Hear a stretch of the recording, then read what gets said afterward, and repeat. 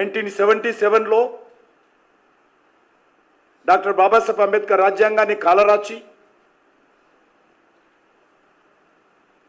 ఇష్టారాజ్యంగా ఈ దేశంలో ఎమర్జెన్సీ పెట్టి పత్రికా స్వేచ్ఛను హరించి ప్రజా సంఘాలను జైల్లో పెట్టి లక్షలాది మంది రాజకీయ నాయకులను జైల్లో పెట్టి అధికారం కోసం గడ్డి తిన్నది కాంగ్రెస్ పార్టీ. ఆ రోజు ప్రజాస్వామ్యాన్ని రాజ్యాంగాన్ని కాలరాచింది కాంగ్రెస్ పార్టీ. రాజ్యాంగం గురించి మాట్లాడే నైతిక కాంగ్రెస్ పార్టీకి ఉందని అడుగుతా ఉన్నా. బీజేపీ రిజర్వేషన్ తొలగిస్తుందని చెప్తే నమ్మే వాళ్ళు ఈ దేశంలో ఎవరు లేరు.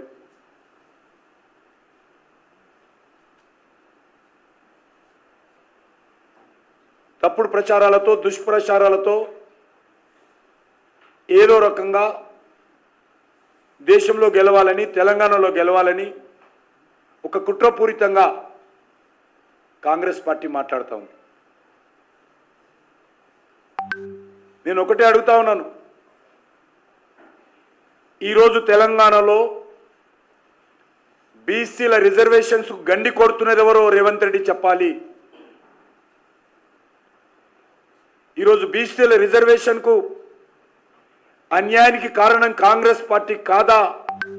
రాహుల్ గాంధీ చెప్పాలి, సోనియా గాంధీ చెప్పాలి. బీసీ రిజర్వేషన్స్ పూర్తి స్థాయిలో బీసీలకు అన్యాయం జరుగుతూ ఉంది. మీరు ముస్లింలు తెచ్చి బీసీలలో చేర్చడంతో బీసీలకు అన్యాయం జరుగుతుందా కాదా చెప్పాలని నేను రాహుల్ గాంధీని ప్రశ్నిస్తున్నాను. జిహెచ్ఎంసీ అది రాజకీయపరమైన రిజర్వేషన్స్ కావచ్చు,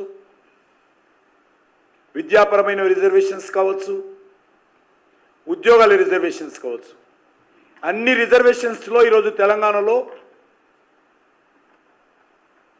కాంగ్రెస్ పార్టీ కారణంగా బీసీలకు అన్యాయం చేస్తూ ఉంటే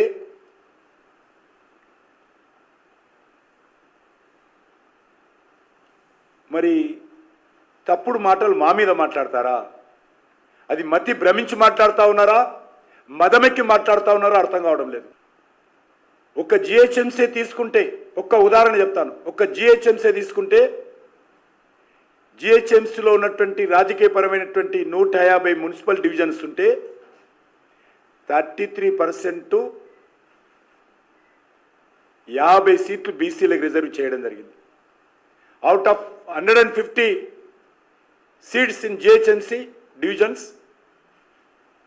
33% allotted by BC category.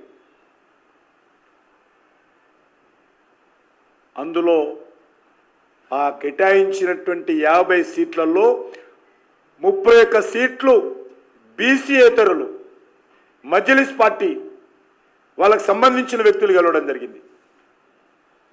Out of 50, 31 seats బీసీలు గెలవలే. ఇప్పుడు ఆపరేషన్ లేకుండానే మోకాళ్లకు ప్లాస్మా ట్రీట్మెంట్, మీ ఆర్థోపెటిక్ సమస్యలన్నిటికీ రోబోటిక్ టెక్నాలజీ ద్వారా తక్కువ ఖర్చుతో శాశ్వత పరిష్కారం, ఫ్రీ కన్సల్టేషన్, ప్రతి ట్రీట్మెంట్ పై 20% డిస్కౌంట్. ఈ ఆఫర్ కొద్ది రోజులు మాత్రమే, త్వరపడండి. V9 hospitals 9281465842.